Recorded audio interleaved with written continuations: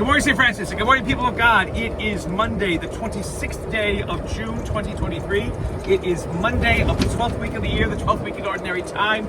It is less than 6 months till Christmas Day. So if shopping is one of your things for Christmas, you got less than 6 months to do it.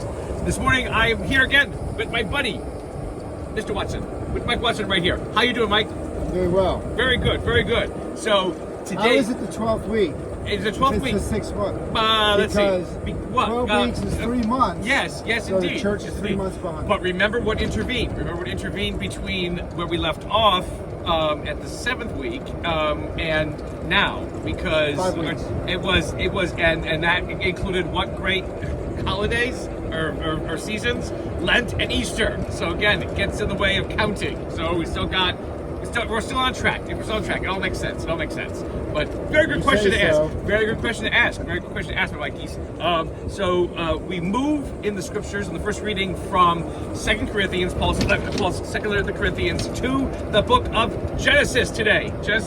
And the primary figure in Genesis is God.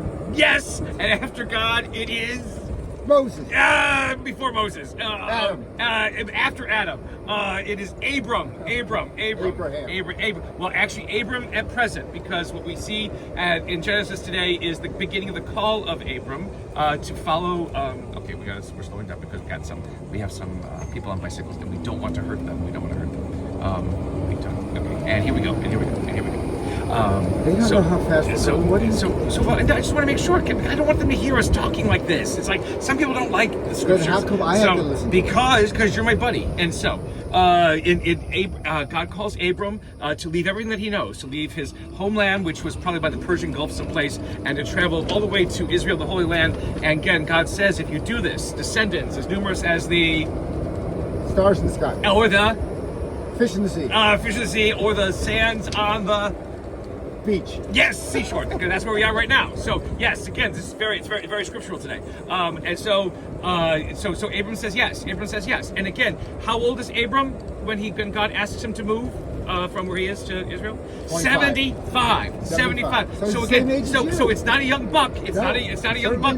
It's not a young buck at all. Nope. It is somebody who is aged, and you would think, well, God would choose somebody who's younger to do these kinds of things like this, but God doesn't. God chooses people at any age, at any time, basically to do miraculous and wonderful things. In fact, perhaps even sometimes to find a buddy that they never thought they would ever find and be able to start doing all kinds of crazy things. Ain't that right, Dubs? Yes, it is. When did God give Yes. And so him the ham? And so Ham.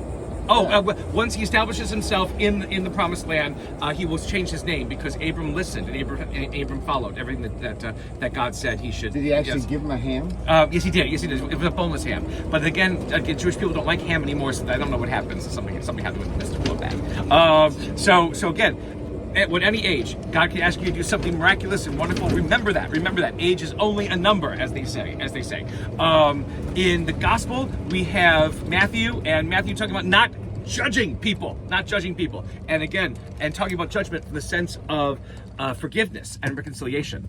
So in the gospel, again, do not judge. Jesus says, do not judge, because it's not about justice. It is about reconciliation, and it's about forgiveness. And it's about trying to bring things back together that have fallen apart. And so Jesus makes the wonderful statement that do not judge your brother, because the speck that you think that your brother has in his eye, you may be ignoring the plank that is in your own eye. And so that's something to remember. That's something to always think about, is that we are not about making people into what we want them to be, or because they do things that frustrate or irritate us that we want to have them change those kinds of things, but that we are about always trying to make sure that we are treating people with equity. We are treating people with justice. We are treating people in ways that allow for growth in friendships and responsibilities. Ain't that true?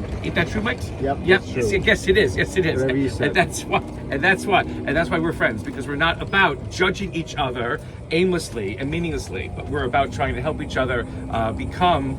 So, judgment is not about picking out specks in people's eyes because we feel uncomfortable, or we feel intimidated by them, or we need to. Your brother, not your sister. Well, I said both of them. Anybody, remember again to look at yourself first before you judge others, because in looking at what it is that you need to correct helps you to become the better person to be able to help other people realize things about themselves, and all Sure, Joanne appreciates that. all is brought together in reconciliation and love. If we forget about those kinds of things, then we are not the people that we need to be in this world, and we are not giving witness to the love that God has for us.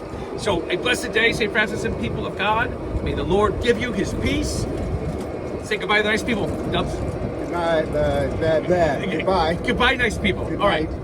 Bye. Good night. Adios. Yes.